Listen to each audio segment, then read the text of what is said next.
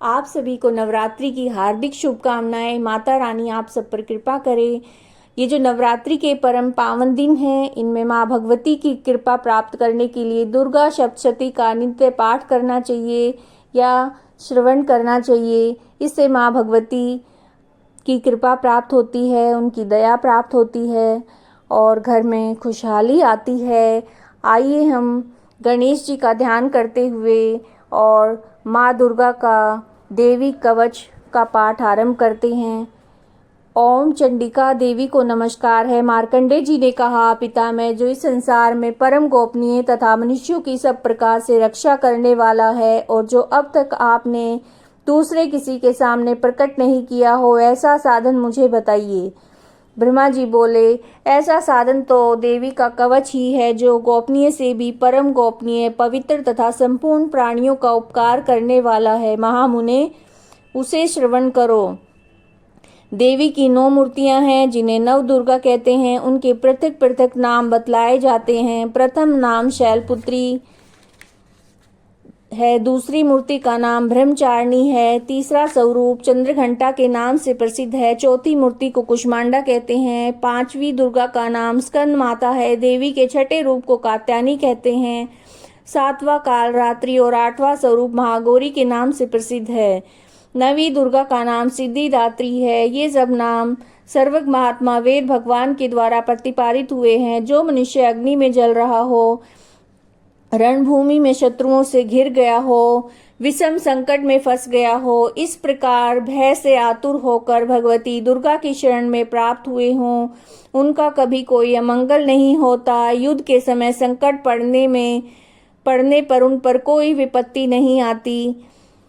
उन्हें शोक, दुख और भय की प्राप्ति नहीं होती। जिन्होंने भक्ति पूर्वक देवी का स्मरण किया है, उनका निश्चय ही अभ्युदय होता है। देवेश्वरी, जो तुम्हारा चिंतन करते हैं, उनकी तुम निसंदेह रक्षा करती हो।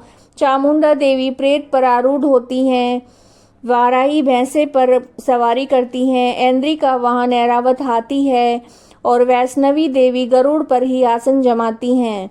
माहेश्वरी वृषभ पर आरूढ़ होती हैं, कुमारी का वाहन मयूर है। भगवान विष्णु की प्रियतमा लक्ष्मी देवी कमल के आसन पर विराजमान हैं और हाथों में कमल धारण किए हुए हैं। वृषभ पर आरूढ़ ईश्वरी देवी ने श्वेत रूप धारण कर रखा है। ब्राह्मी देवी हंस पर बैठी हुई हैं और सब प्रकार के आभूषणों से विभूषित हैं।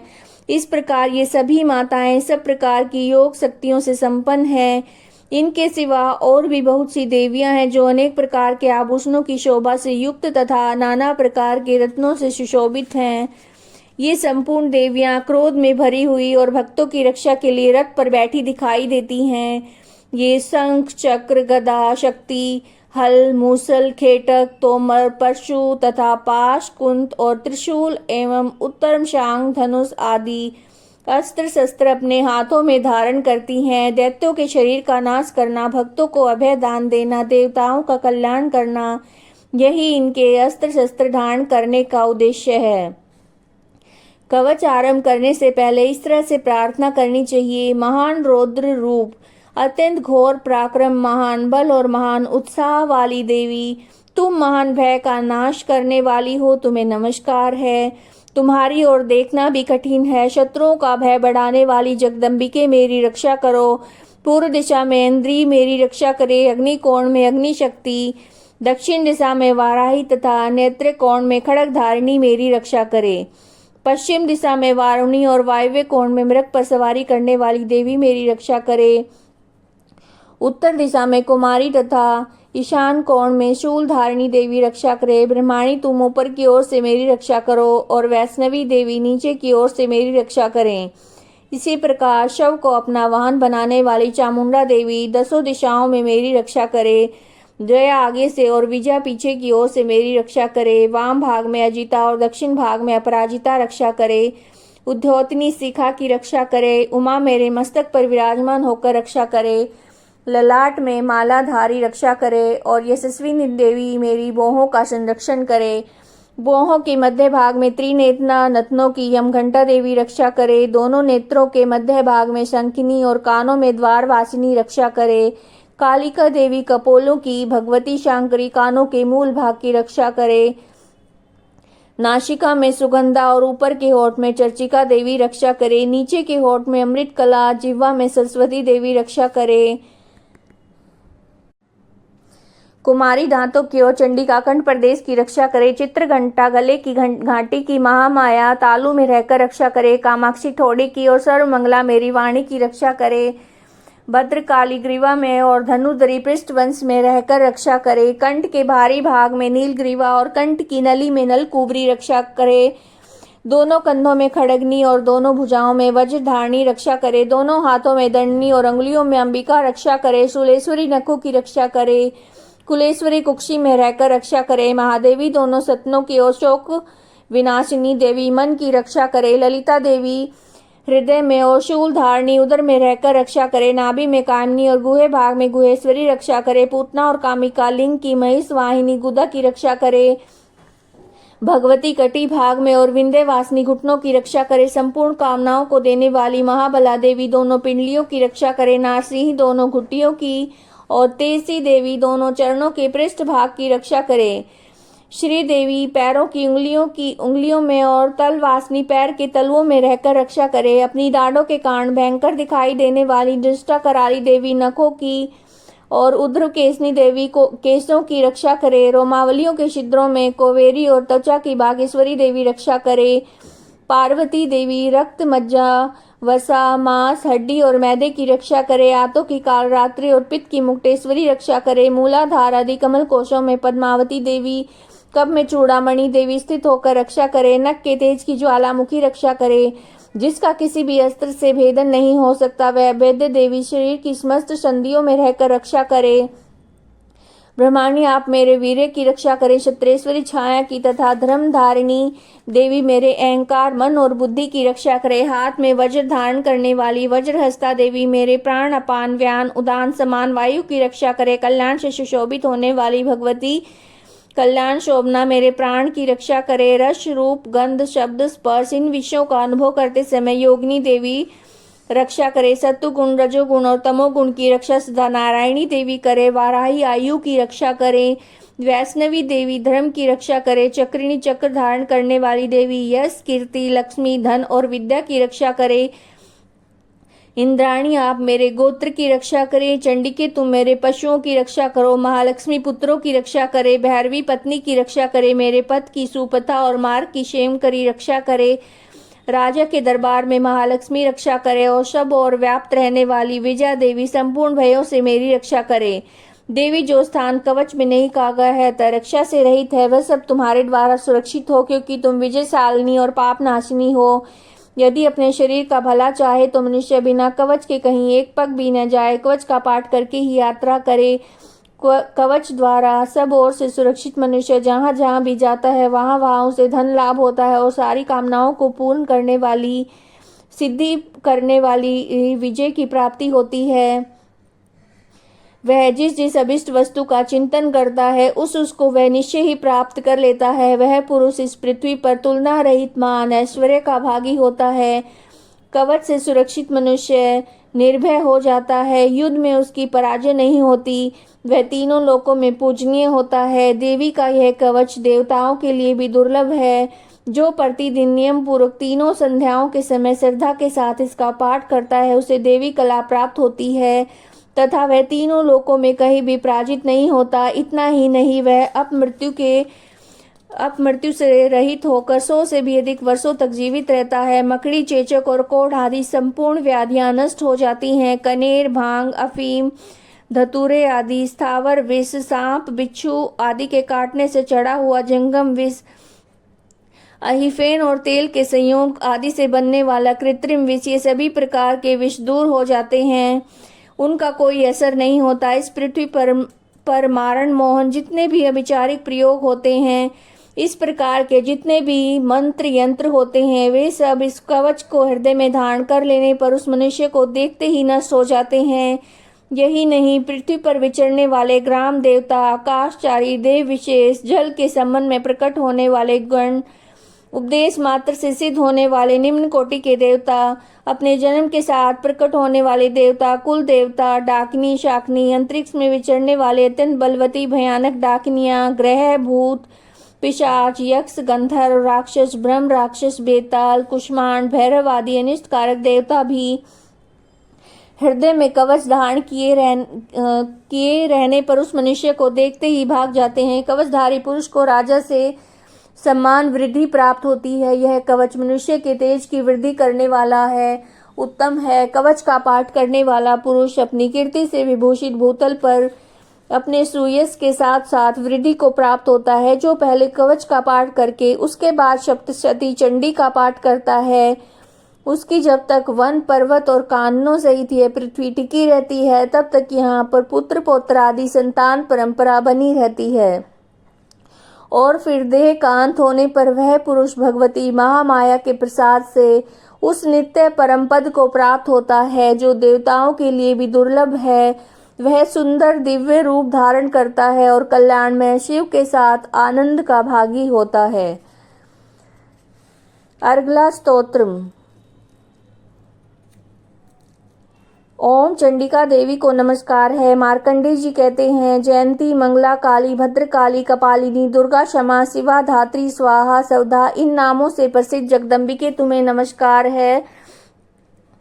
देवी चामुंडे तुम्हारी जय हो। संपूर्ण प्राणियों की पीड़ा हरने वाली देवी तुम्हारी जय हो। सब में व्याप्त रहने वाली तुम्हारी जय हो। काल रात्रि तुम्हें नमस्कार हो। मधु और कैटब को मारने वाली, ब्रह्मा जी को वर देने वाली देवी तुम्हें नमस्कार है। तुम मुझे रूप दो, जय दो, यश दो, काम क्रोध आदि शत्रुओं का नाश करो। महिषासुर का नाश करने वाली, भक्तों को सुख देने वाली देवी तुम्हें नमस्कार है। तुम रूप दो, जय दो, यश दो, काम क्रोध आदि शत्रुओं का नाश करो। रक्त बीज का वध, चंड और मुंड का विनाश करने वाली तुम रूप दो, जय दो, यश दो, काम क्रोध आदि शत्रुओं का नाश करो। शुंभ, निशुंभ और धूम्रलोचन का मर्दन करने वाली देवी तुम रूप दो, जय दो, यश दो, काम क्रोध आदि शत्रुओं का नाश करो।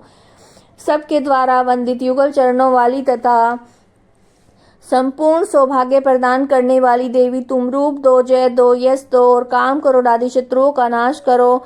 देवी तुम्हारे रूप और चरित्र अचिंत्य हैं। तुम समस्त शत्रुओं का नाश करने वाली हो। तुम रूप दो, जय दो, यश दो, काम क्रोध आदि शत्रुओं का नाश करो। पापों को दूर करने वाली चंडी के जो भक्ति पूर्वक तुम्हारे चरणों में सर्वदा मस्तक झुकाते हैं, उन्हें रूप दो, जय दो, यश दो, उनके काम क्रोध आदि शत्रुओं का नाश करो। रोगों का नाश करने वाली चंडी के जो भक्ति पूर्वक तुम्हारी स्तुति करते हैं, उन्हें रूप दो, जय दो, यश दो, उनके काम क्रोध आदि शत्रुओं का नाश करो। चंडी के इस संसार में जो भक्ति पूर्वक तुम्हारी पूजा करते हैं, उन्हें रूप दो, जय दो, यश दो और उनके काम क्रोध आदि शत्रुओं का नाश करो। मुझे सौभाग्य और आरोग्य दो, परम सुख दो, रूप दो, जय दो, यश दो, मेरे काम क्रोध आदि शत्रुओं का नाश करो। मुझसे द्वेष रखते हो उनका नाश और मेरे बल की वृद्धि करो। रूप दो, जय दो, यश दो, मेरे काम क्रोध आदि शत्रुओं का नाश करो। देवी मेरा कल्याण करो, मुझे उत्तम संपत्ति प्रदान करो। रूप दो, जय दो, यश दो, काम क्रोध आदि शत्रुओं का नाश करो। अंबिके देवता और असुर दोनों ही माथे की मुकुट की मणियों को तुम्हारे चरणों पर घिसते रहते हैं। तुम रूप दो, जय दो, यश दो, काम क्रोध आदि शत्रुओं का नाश करो। तुम अपने भक्त जन को विद्वान, यशस्वी और लक्ष्मीवान बनाओ। रूप दो, जय दो, यश दो और काम क्रोध आदि शत्रुओं का नाश करो। प्रचंड दैत्यों के द्रव का दलन करने वाली चंडी के मुझ शरणागत को रूप दो, जय दो, यश दो और मेरे काम क्रोध आदि शत्रुओं का नाश करो। चतुर्मुख ब्रह्मा जी द्वारा प्रशंसित चार भुजाधारिणी परमेश्वरी तुम रूप दो, जय दो, यश दो, काम क्रोध आदि शत्रुओं का नाश करो। देवी अंबिके भगवान विष्णु नित्य निरंतर भक्ति पूर्वक तुम्हारी स्तुति करते रहते हैं। तुम रूप दो, जय दो, यश दो और काम क्रोध आदि शत्रुओं का नाश करो। हिमालय कन्या पार्वती के पति महादेव जी के द्वारा प्रशंसित होने वाली परमेश्वरी तुम रूप दो, जय दो, यश दो, काम क्रोध आदि शत्रुओं का नाश करो। शचीपति इंद्र के द्वारा सद्भाव से पूजित होने वाली परमेश्वरी तुम रूप दो, जय दो, यश दो और काम क्रोध आदि शत्रुओं का नाश करो। प्रचंड भुजदंड वाले दैत्यों के घमंड को चूर करने वाली देवी तुम रूप दो, जय दो, यश दो, काम क्रोध आदि शत्रुओं का नाश करो। देवी अंबिके तुम अपने भक्त जनों को सदा असीम आनंद प्रदान करती रहती हो। मुझे रूप दो, जय दो, यश दो और मेरे काम क्रोध आदि शत्रुओं का नाश करो। मन की इच्छा के अनुसार चलने वाली मनोहर पत्नी प्रदान करो, जो दुर्गम संसार से तारने वाली और उत्तम कुल में उत्पन्न हुई हो। जो मनुष्य इस स्तोत्र का पाठ करके सप्तशती महास्तोत्र का पाठ करता है, वह सप्तशती जप संख्या से मिलने वाले श्रेष्ठ फल को प्राप्त होता है और साथ ही प्रचुर संपत्ति भी प्राप्त कर लेता है। अथ कीलकम। ओम चंडिका देवी को नमस्कार है। मार्कंडी जी कहते हैं, विशुद्ध ज्ञान ही जिनका शरीर है, तीनों वेद ही जिनके 3 दिव्य नेत्र हैं, जो कल्याण प्राप्ति के हेतु हैं, अपने मस्तक पर अर्धचंद्र का मुकुट धारण करते हैं, उन भगवान शिव को नमस्कार है। मंत्रों का जो अभिकीलक है, अर्थात मंत्रों की सिद्धि में विघ्न उपस्थित करने वाले शाप रूपी कीलक का जो निवारण करने वाला है, उस सप्तशती स्तोत्र को संपूर्ण रूप से जानना चाहिए और उसकी उपासना करनी चाहिए। यद्यपि सप्तशती के अतिरिक्त अन्य मंत्रों के जप में भी जो निरंतर लगा रहता है, वह भी कल्याण का भागी होता है। उसके उच्चाटन आदि कर्म सिद्ध होते हैं तथा उसे समस्त दुर्लभ वस्तुओं की प्राप्ति हो जाती है। तथापि जो अन्य मंत्रों का जप न करके केवल इस सप्तशती नामक स्तोत्र से देवी की स्तुति करते हैं, उनकी स्तुति मात्र से ही सच्चिदानंद स्वरूपिणी देवी सिद्ध हो जाती हैं। उन्हें अपने कार्य की सिद्धि के लिए मंत्र, औषधि और अन्य किसी साधन के उपयोग की आवश्यकता नहीं रहती।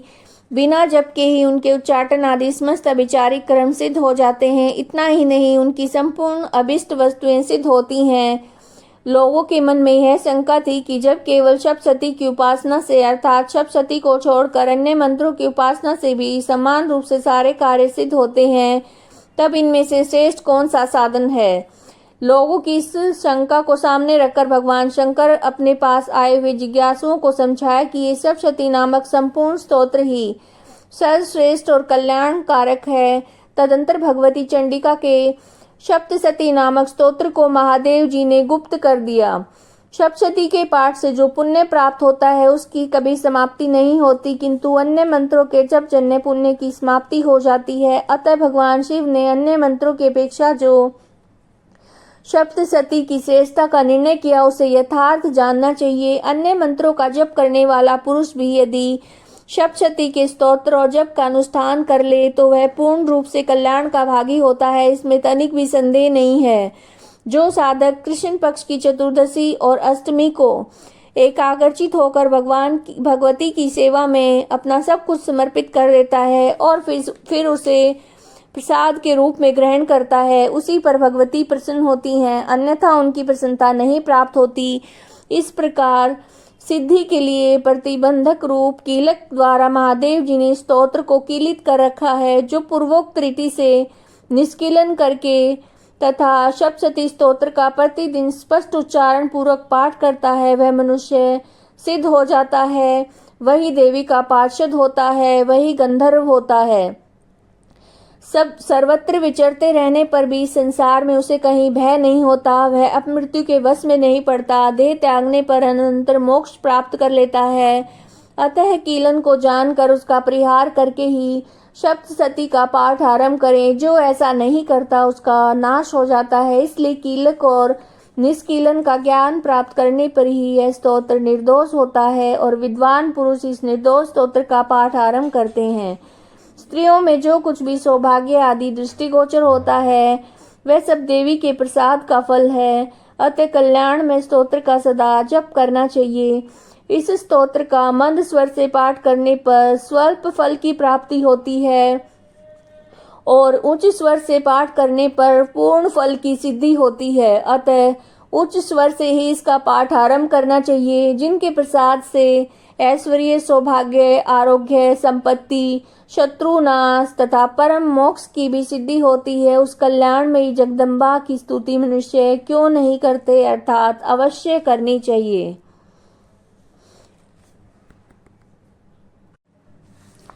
प्रथम अध्याय।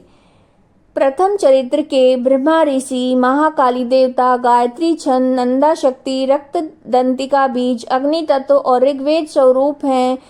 श्री महाकाली देवता की प्रसन्नता के लिए प्रथम चरित्र के जप में विनियोग किया जाता है। भगवान विष्णु के सो जाने पर मधु और कैटव को मारने के लिए कमल जन्मा ब्रह्मा जी ने जिनका सत्वन किया था, उन महाकाली देवी का मैं सेवन करता हूँ। वे अपने 10 हाथों में खड्ग, चक्र, गदा, बाण, धनुष, परिघ, शूल, भुसुंडी, मस्तक और शंख धारण करती हैं। उनके 3 नेत्र हैं। वे समस्त अंगों में दिव्य आभूषणों से विभूषित हैं। उनके शरीर की कांति नीलमणि के समान है। वे 10 मुख और 10 पैरों से युक्त हैं। मार्कंडेय जी बोले, सूर्य के पुत्र सावर्णी, जो 8वें मनु कहे जाते हैं, उनकी उत्पत्ति की कथा विस्तार पूर्वक कहता हूँ, सुनो।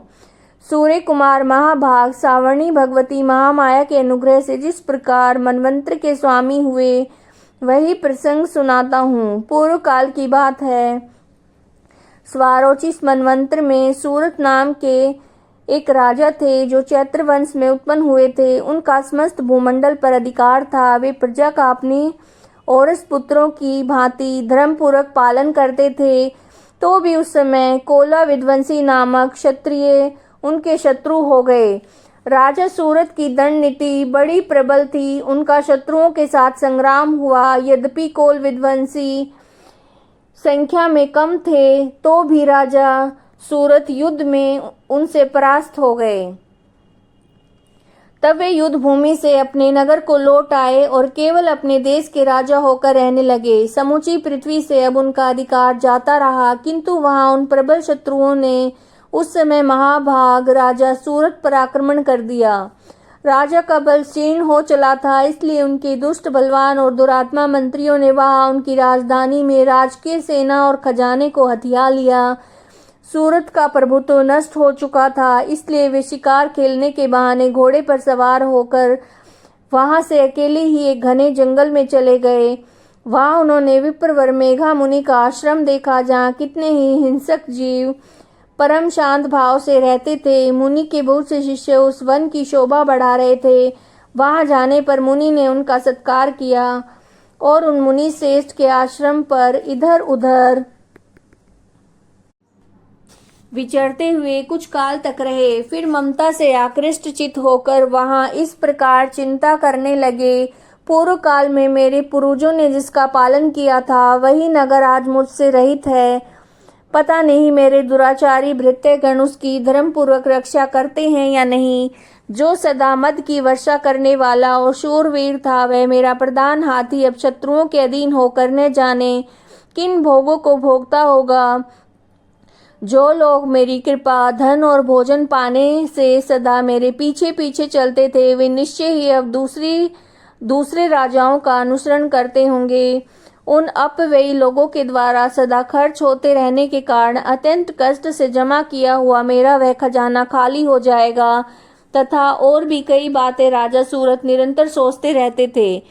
एक दिन उन्होंने वहां विप्रवर मेधा के आश्रम के निकट एक वैश्य को देखा और उससे पूछा, भाई तुम कौन हो और यहाँ तुम्हारे आने का क्या कारण है? तुम क्यों शोकग्रस्त और अनमने से दिखाई देते हो? राजा सूरत का यह प्रेम पूर्वक कहा हुआ वचन सुनकर वैश्य ने विनीत भाव से उन्हें प्रणाम करके कहा।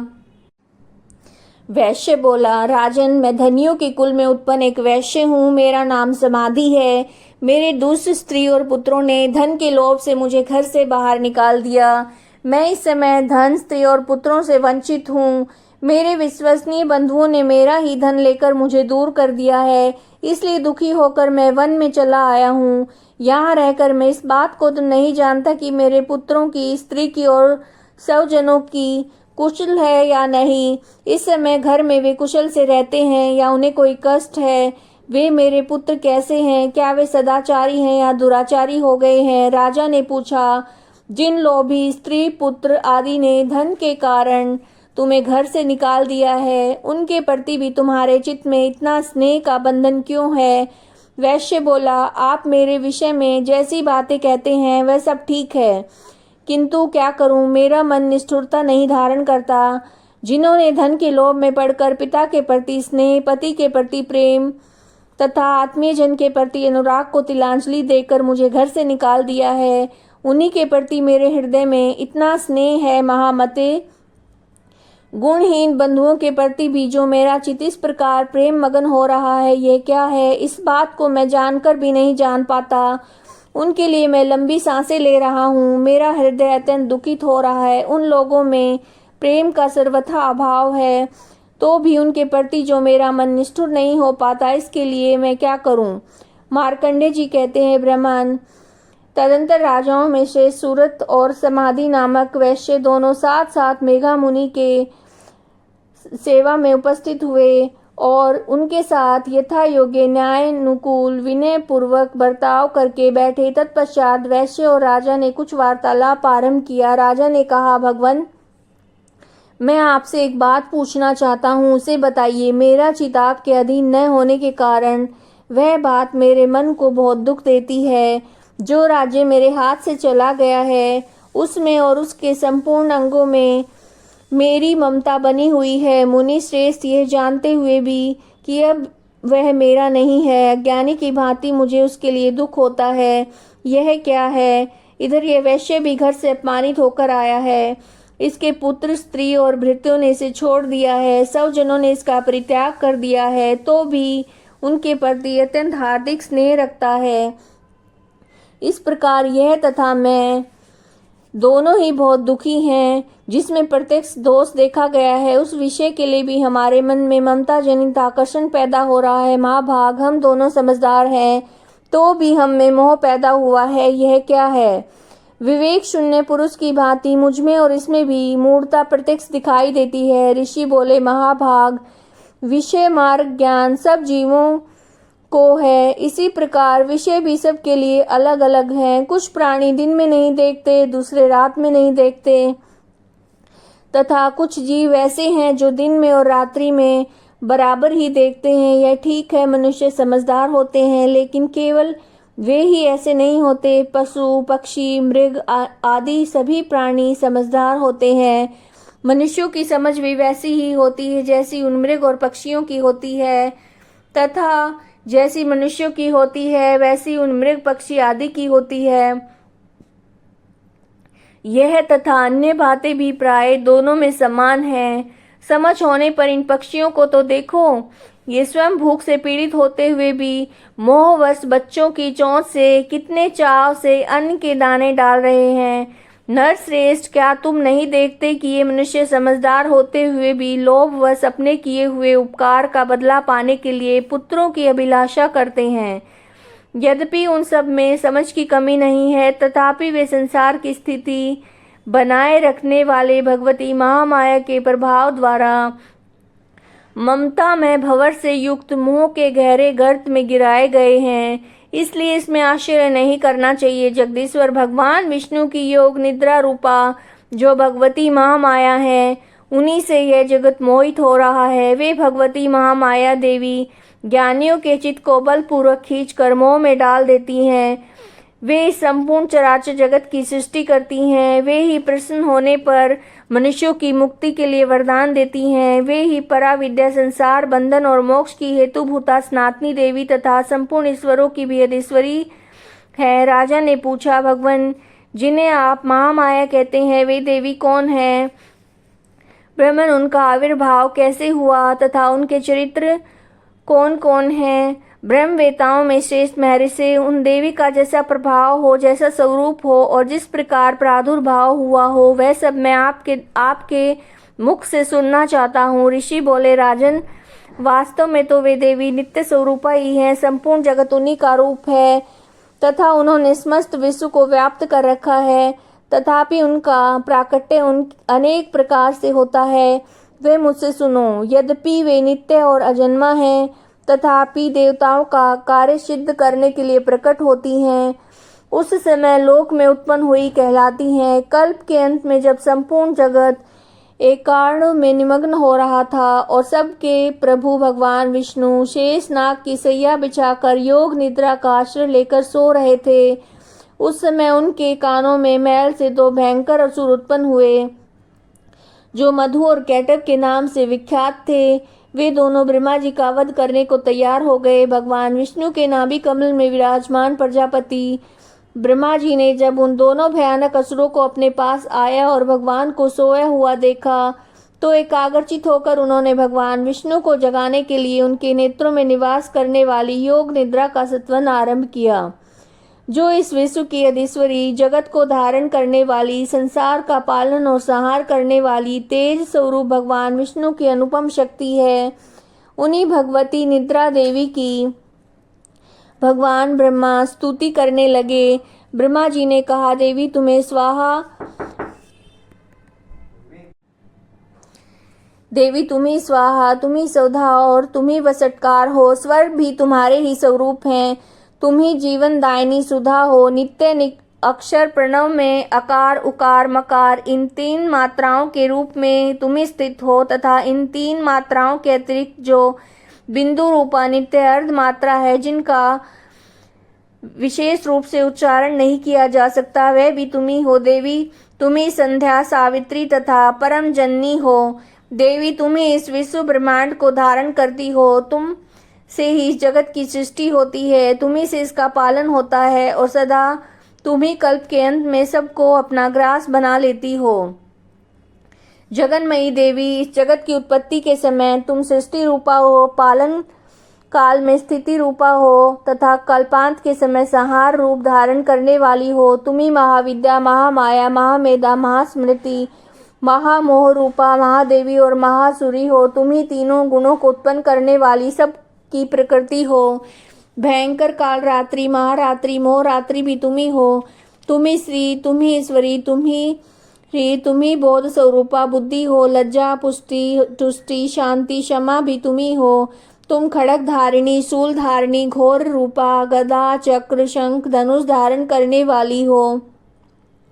बाण, भुषुंडी, परिग ये भी तुम्हारे ही अस्त्र हैं। तुम सौम्य और सौम्यतर हो। इतना ही नहीं, जितने भी सौम्य और सुंदर पदार्थ हैं, उन सब की अपेक्षा तुम अत्यधिक सुंदरी हो। पर और अपर सबसे परे रहने वाली परमेश्वरी तुम ही हो। सर्वस्वरूपे देवी, कहीं भी सत और असत रूप जो कुछ वस्तुएं हैं, उन सब की शक्ति है वह तुम ही हो। ऐसी अवस्था में तुम्हारी स्तुति क्या हो सकती है।